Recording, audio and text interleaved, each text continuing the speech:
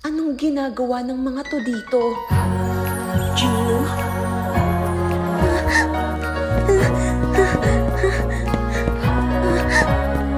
Ano ba yan? Nakakahiya. Teka, sino ba tong mga nagagandahang mga kalalakihan na to? Ang gugwapo nila. Para silang mga opa. Para silang mga Hollywood stars.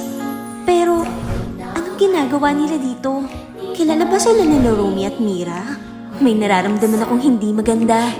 Ang bilis ng tibok ng puso ko. Parang kinakabahan ako. Nandito na naman tong mga to. Ang papangit. Nakakasawa na. Hoy Gino, hindi ka namin inaano. Alam nyo namang tambayan namin tong school na to. Naiintindihan mo? Hayaan mo na siya, Mira.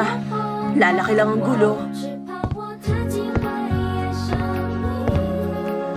Hindi ka nagbago.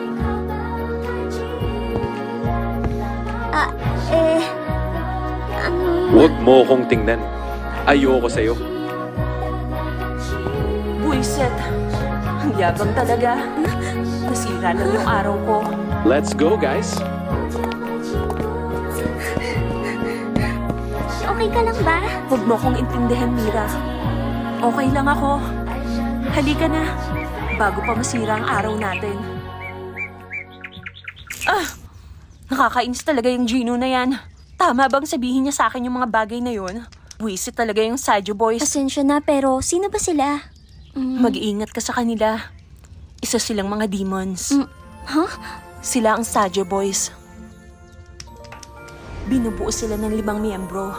Ang una ay si Abby, tahimik ngunit makapangyarihan. Ginagamit ang lakas ng katawan at kapangyarihang demonyo upang takutin ang kalaban. Ang pangalawa ay si Romance, the demon of desire. Romantiko, kaakit-akit at mapanghikayat. Gumagamit ng musika upang mambiktima. Sumunod ay si Baby Saja, ang pinakabatang miyembro ng grupo. Mapaglaro ngunit pilyo, gumagamit ng ilusyon at musika upang manlinlang ng tao. Ang pang-apat ay si Mystery, the fallen angel. Tahimik, misteryoso, ngunit mapanuring miyembro. Pero wag kang mahuhulog dahil isa siyang mandaraya. At ang panghuli ay si Gino, ang leader ng grupo. Dating normal na tao na naging demonyo, kaya ang kanyang damdamin na nahahati sa liwanag at dilim. Sila ang Sadyo Boys. Mag-iingat ka sa kanila, Zoe. Pero in fairness ha, ang gugwapo nila. Siguro kung foreigner ako, iisipin kong mga celebrity sila. Huwag mo kong tingnan. Ayoko sa'yo. Nakakasawa na. Sa bagay, may point si Zoe. May mga itsura nga sila. Girls, pili lang ako ng cakes ha? Sadyo Boys,